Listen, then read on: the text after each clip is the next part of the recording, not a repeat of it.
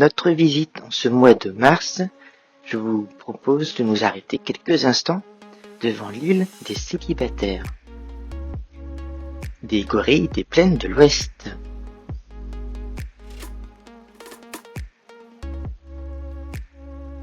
Ils ont déménagé depuis novembre 2025 en raison de la météo. C'est en ce mois de mars qu'ils découvrent l'île que l'on appelle ici l'île des célibataires pour les gorilles. Le mâle d'eau argentée était auparavant le mâle reproducteur de Beauval. Il a donc été transféré de la serre en novembre dernier. Avec ses congénères, ils vont donc découvrir en ce mois de mars l'île et ses grottes cachées, comme on peut constater devant nous.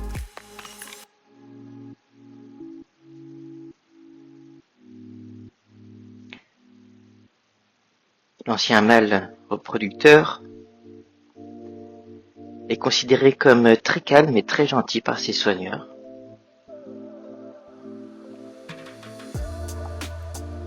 Un peu comme un papa poule. Il serait doux, tendre et câlin. Il va pouvoir passer ses vieux jours, puisqu'il est assez âgé. Il a 34 ans, en compagnie d'autres mâles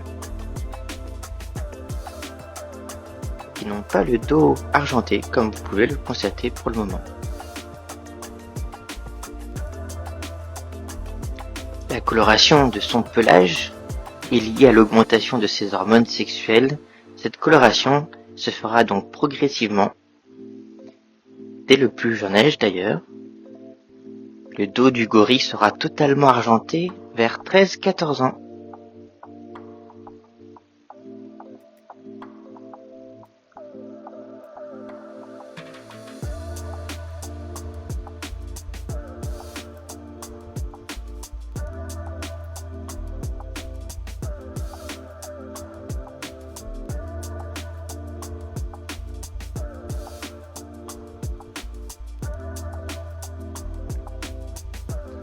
Ici au zooparc, la possibilité aux gorilles d'aller dans leur espace extérieur se fait à partir de 8 degrés.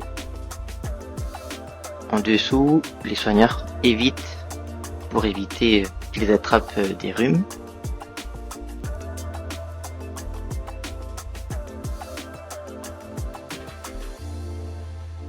Dans le Loir-et-Cher, nous avons un mois de mars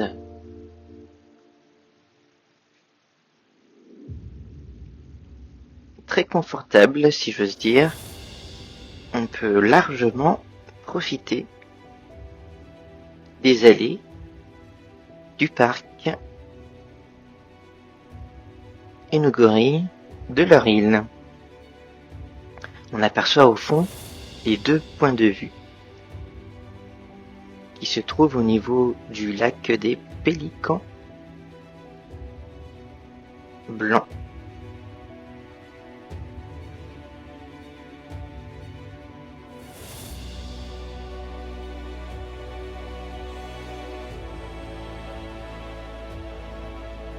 Dans la nature, les gorilles vivent généralement en groupe composé d'un mâle dominant, de plusieurs femelles et de leurs jeunes. Le rôle du mâle est crucial puisqu'il assure la protection du groupe. Là on voit bien son dos argenté. Le mâle dominant va également régler les conflits et transmettre ses gènes. Mais lorsque ce mâle commence à vieillir, à perdre en force et en réactivité, les femelles se tournent naturellement vers un partenaire plus jeune et plus vigoureux. C'est ce qui s'est passé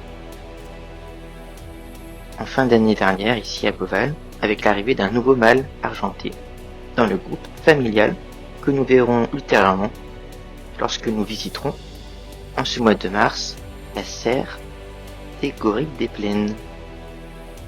Entrons dans la serre des chimpanzés pour observer de près un lézard parrainé qui est d'ailleurs en train de muer ou en fin de mue.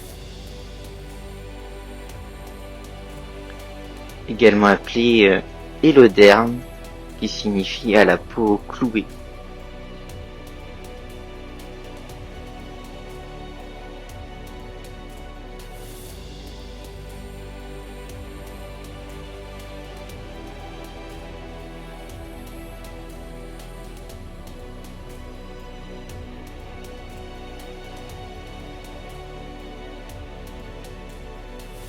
Juste en face, voici le bassin des alligators du Mississippi.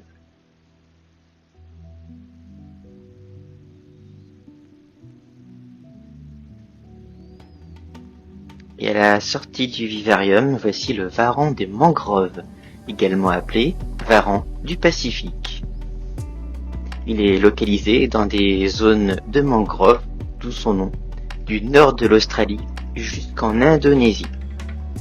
Il s'agit d'un varan assez de petite taille, n'excédant généralement pas 1,50 m de couleur noir-gris. Son corps est couvert de nombreux points jaunes. Regardez, on les voit bien. Il est à l'aise dans l'eau, mais aussi dans les arbres. C'est une espèce qui a été introduite par l'homme dans un certain nombre d'îles du Pacifique dans les années 30, à la Seconde Guerre mondiale. Les Japonais les ont introduits dans les îles Marshall pour éliminer les rats. Les lézards ont prospéré et ont rapidement commencé à piller les poulaillers locaux.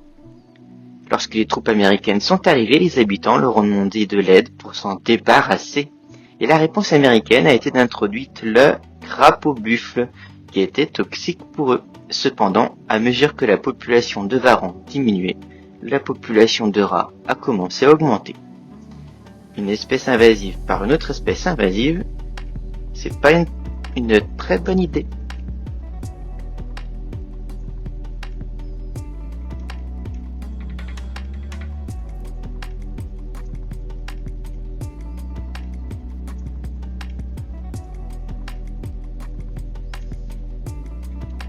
On va sortir de la serre pour la meute des loups arctiques, ici en train de se nourrir.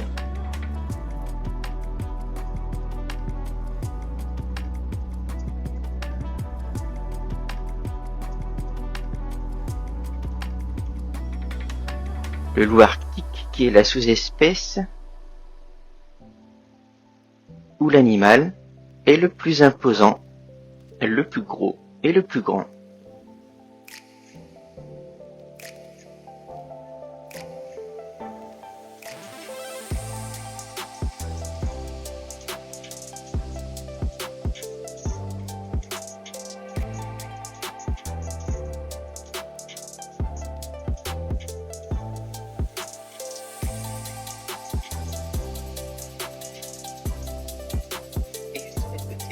Et juste à côté, les ours bruns. Un enclos de 4500 mètres carrés pour les 3 sœurs qui habitent ici. Elles sont arrivées de la Suède en 2018. Elles ont donc le même âge. Elles ont 9 ans et demi sur ces images.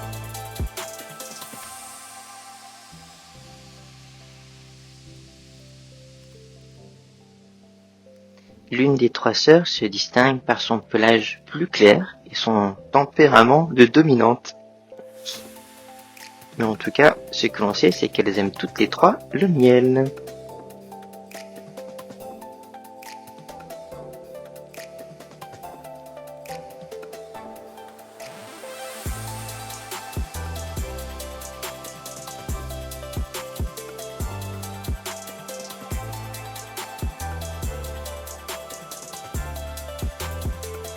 C'est toujours un moment magnifique de pouvoir les observer en train de s'amuser.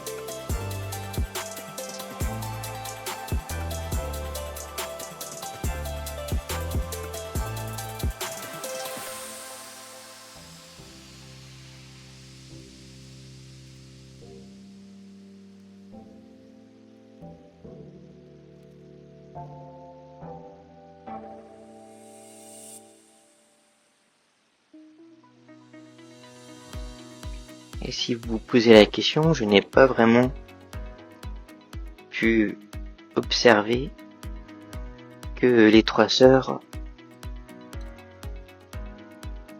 ont vraiment hiverné cette saison. Je les ai régulièrement vues dans leur enclos. En tout cas, en ce mois de mars, on peut dire qu'elles sont bien vivantes, en pleine forme.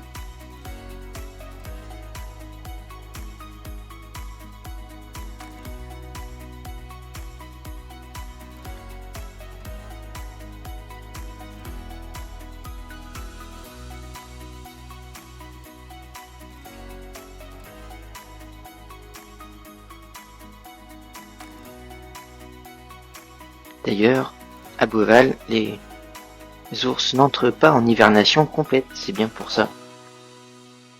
Ils adaptent leur rythme en réduisant par contre leur consommation alimentaire.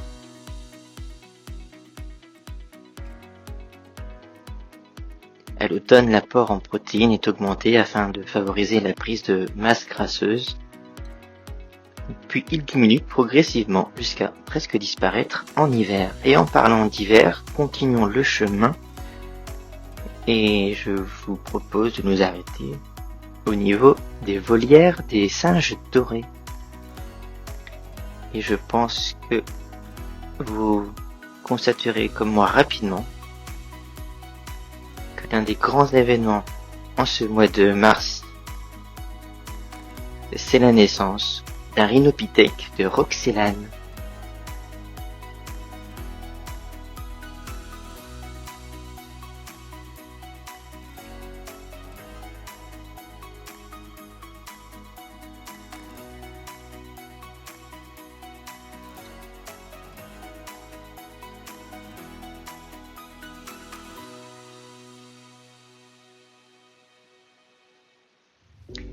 C'est une femelle qui est née en mars, le 11 mars 2026.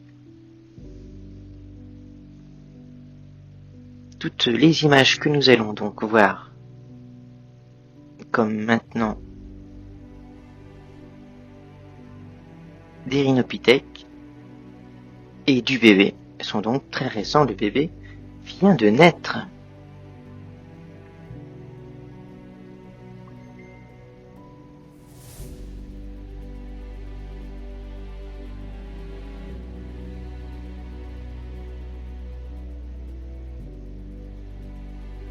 On le voit ici attaché sur l'une des deux femelles.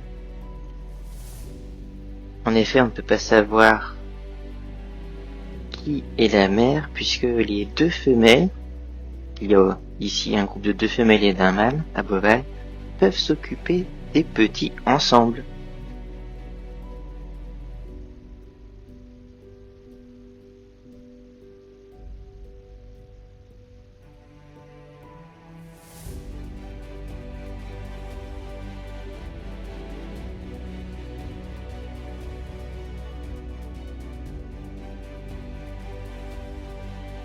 Je suis ravi de partager ces images avec vous.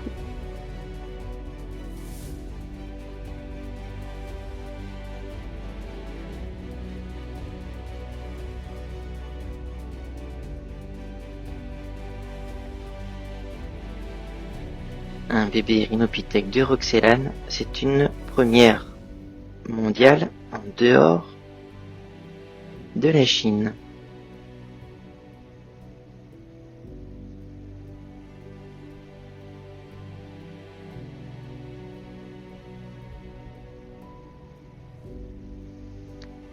Direction l'Afrique. Et cette fois-ci, c'est un lycaon qui se réveille.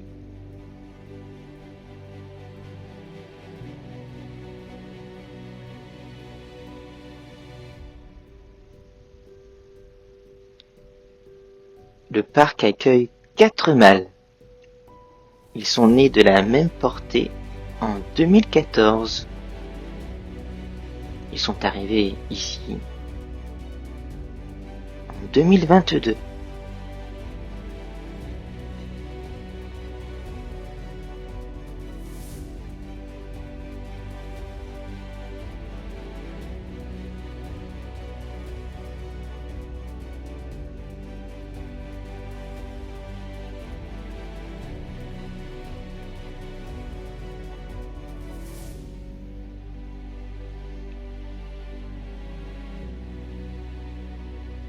Aujourd'hui, il n'y a plus que 3 individus dans l'enclos.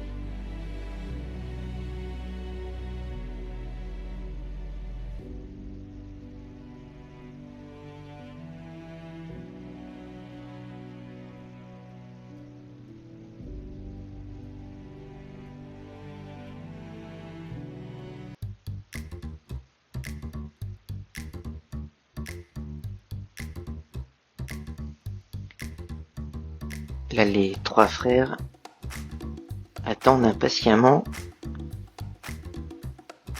les soigneurs, la rentrée du soir et donc leur repas de fin de journée.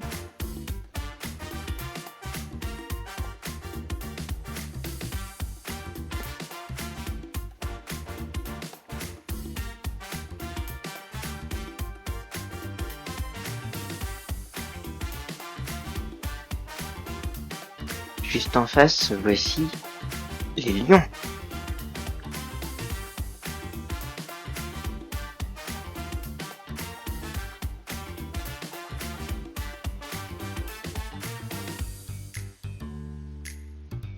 C'est un groupe de 4 individus, un mâle arrivé en 2011,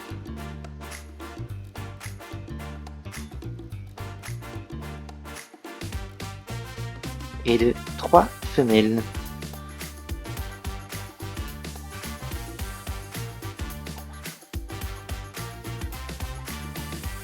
Le mâle a aujourd'hui 15 ans.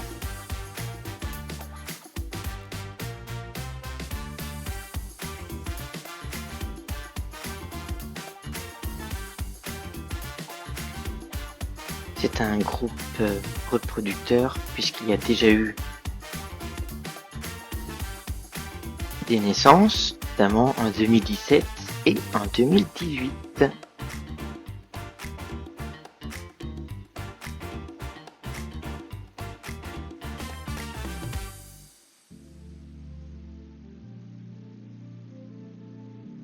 Contrairement aux gorilles, on peut voir les lions tout au long de l'année dans leur enclos extérieur.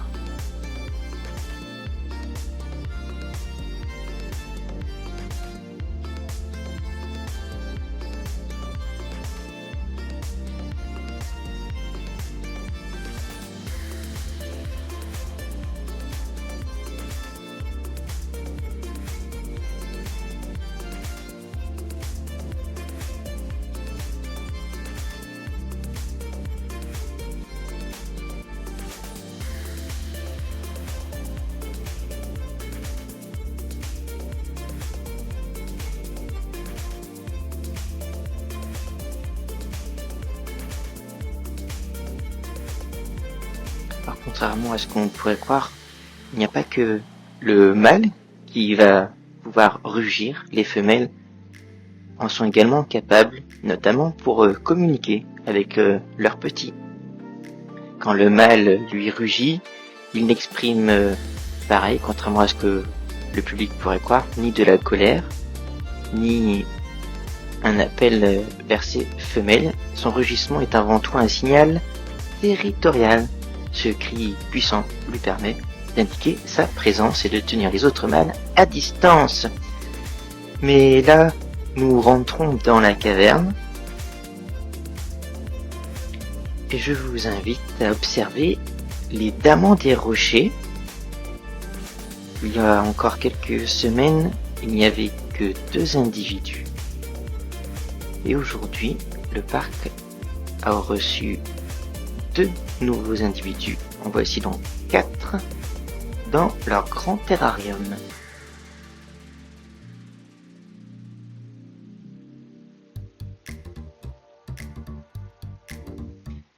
C'était une nouvelle espèce arrivée il y a un tout petit peu moins d'1 an, en avril 2025.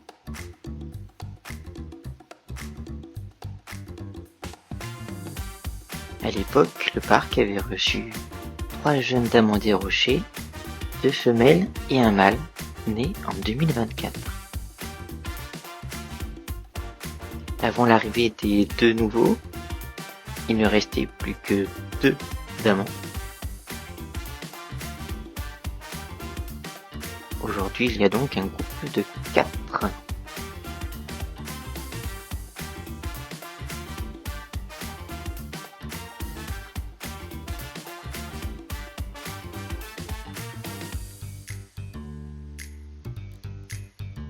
On distingue bien les premiers arrivés, ils sont bien plus gros que les 2 petits nouveaux.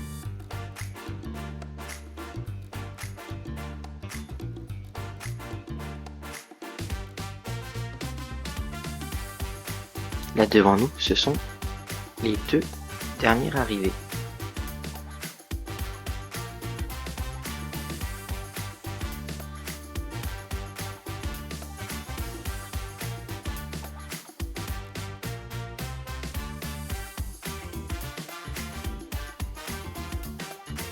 On reste dans la partie africaine et nous avons un magnifique bovidé qui profite également des beaux jours en ce mois de mars, et c'est le groupe de Bongo.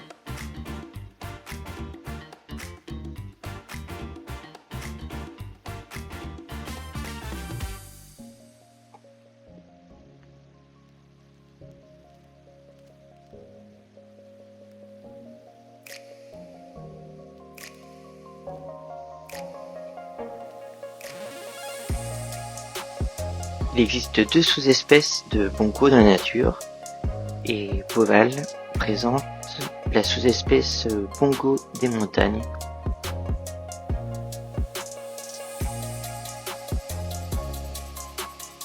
Qui est fortement en danger d'extinction.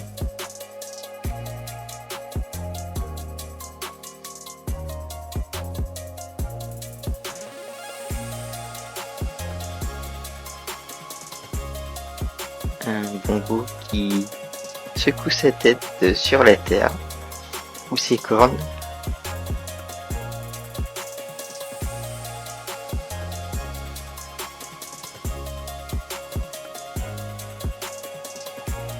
C'est un animal qui peut avoir de très grandes cornes.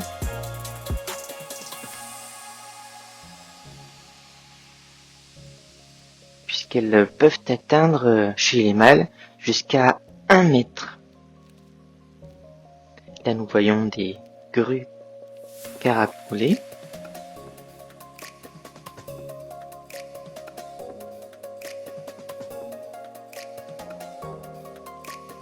C'est une espèce de bovidé où les 2 sexes possèdent des cornes. Et voilà, la magnifique surprise en ce mois de mars. Ici nous sommes à l'intérieur du bâtiment, qui est entièrement vitré. C'est un bébé, regardez comme il est beau. Il est déjà grand. Eh bien, je vous présente une femelle, née le 12 mars.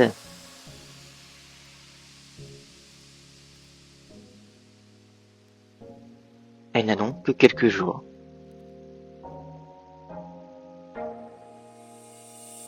Ce n'est pas la première naissance de Bongo, puisqu'il y a déjà eu une naissance en 2021, ainsi qu'en 2015.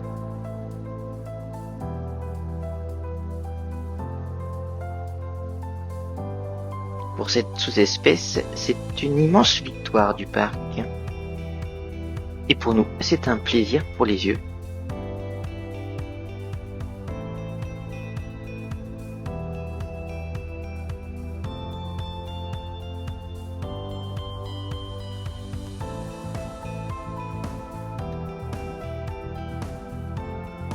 Il y a déjà eu des bongos qui ont été réintroduits dans la nature grâce au parc zoologique chez cette espèce. Mais je vous propose de rentrer dans le dôme équatorial juste en face, et vous l'aurez aperçu, nous sommes chez les hippopotames pygmées.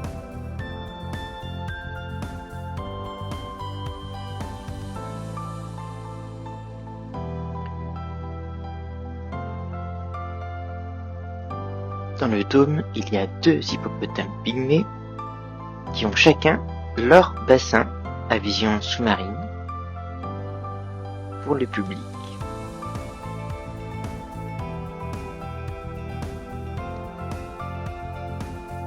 En effet, c'est un animal solitaire, voilà pourquoi les deux individus sont séparés. Il y a le mâle d'un côté, âgé de 6 ans, en ce mois de mars 2026, qui adore s'endormir au fond de l'eau et se faire masser par les milliers de cyclidés qui partagent son bassin. Et de l'autre côté, il y a une femelle.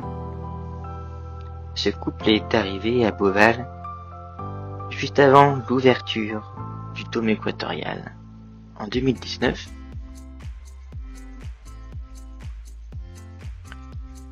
Et non loin des hippopotames pygmées, voici les loutres géantes. Souvenez-vous, nous avions eu la chance d'observer l'apprentissage de loutrons cet hiver. Apprentissage un peu forcé. Eh bien, regardez, voici un loutron qui a bien grandi et qui se repose au milieu des adultes.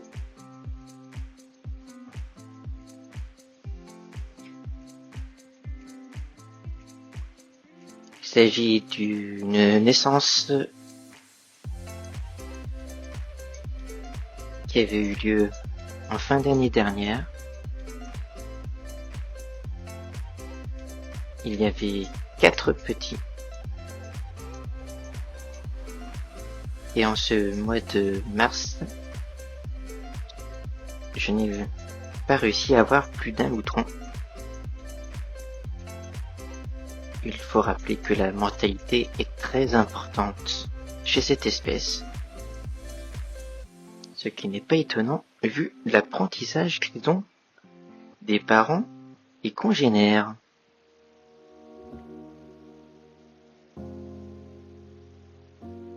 C'est toujours un plaisir de les voir. Je vous laisse donc les observer, en espérant revoir le petit.